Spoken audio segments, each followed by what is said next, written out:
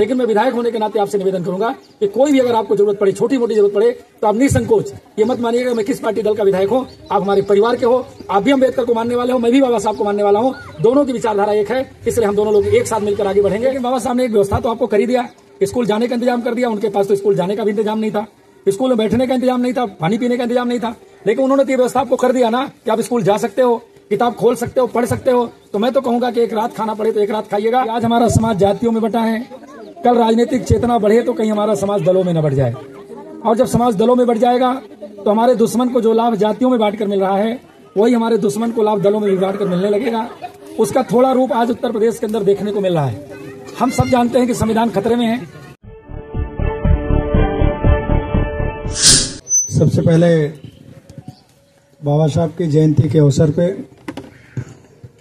मैं श्रद्धा सुमन अर्पित करता हूं और आभार प्रकट करता हूं अपने नौजवान साथी रोहित, आकाश, डब्लू सहित उनकी पूरी टीम का, और खास तौर से गांव के लोगों का, जिनके लिए आज का दिन सबसे गौरवशाली इतिहास में दिन रहा। कि अगर बाबा साहब नहीं होते तो शायद आज ये जीवन हम जो जी रहे हैं, जो उन्होंने प्रयास किया समतामूलक समाज बनाने का, समाज में खाई को ख़त्म करके इंसान को इंसानियत का दर्जा देने का जो उन्होंने प्रयास किया, उन्हीं की देन है कि आज हम लोगों को भी मानवीय दृष्टि से सम्मान मिलने लगा।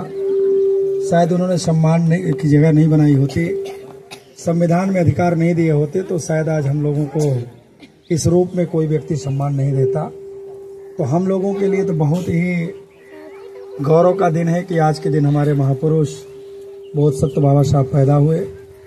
और अभी आदरणीय इंद्रेश जी ने बात कही, हमारे बीच में महादेव हैं, रोशन लाल जी हैं, मुन्ना जी हैं, बाबा साहब डॉक्टर अम्बेडकर वाहिनी के जिलाध्यक्ष राहुल भारतीया जी हैं, गुड्डू जी हैं। मैं सिर्फ इतना कहना चाहूँगा नौजवान साथियों, बाबा साहब को मानने से ज़्यादा बाबा साहब की मानी है।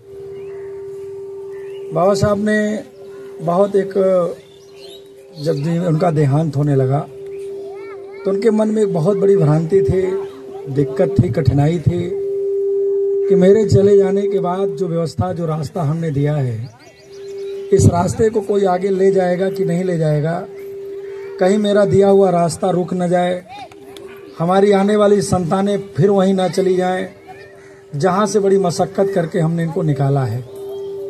लेकिन मैं आभार प्रकट करता हूं माननीय कांसीराम साहब का, धन्यवाद देता हूं, आज वो दुनिया में नहीं है, कि उन्होंने ये प्रण लिया कि मैं अपना पूरा जीवन बाबा साहब के मिशन में लगाऊंगा, और उन्होंने अपना पूरा जीवन बाबा साहब को दिया और बाबा साहब के मिशन को ले गए, और गांव-गांव तक उन्होंने शिक्षा की अलग को, राजनीतिक अलग को, सामाजिक चेतना को उन्होंने जागृत किया। लेकिन साथियों, हम लोग कहीं न कहीं इस मामले में दुर्भाग्यशाली हैं।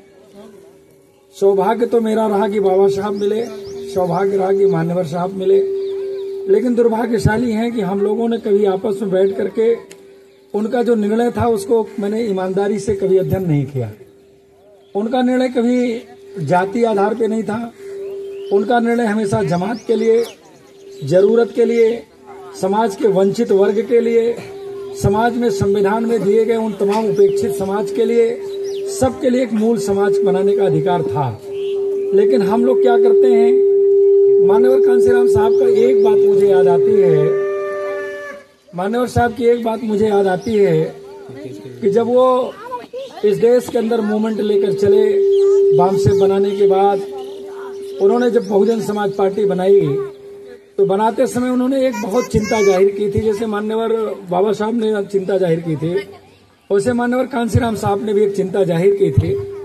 जाहिर चिंता इस बात की उन्होंने किया था कि कहीं ऐसा न हो कि आज हमारा समाज जातियों में बटा है, कल राजनीतिक चेतना बढ़े तो कहीं हमारा समाज दलों में न बढ़ जाए, और जब समाज दलों में बढ़ जाएगा तो हमारे दुश्मन को जो लाभ जातियों में बांटकर मिल रहा है वही हमारे दुश्मन को लाभ दलों में भी बांटकर मिलने लगेगा। उसका थोड़ा रूप आज उत्तर प्रदेश के अंदर देखने को मिल रहा है।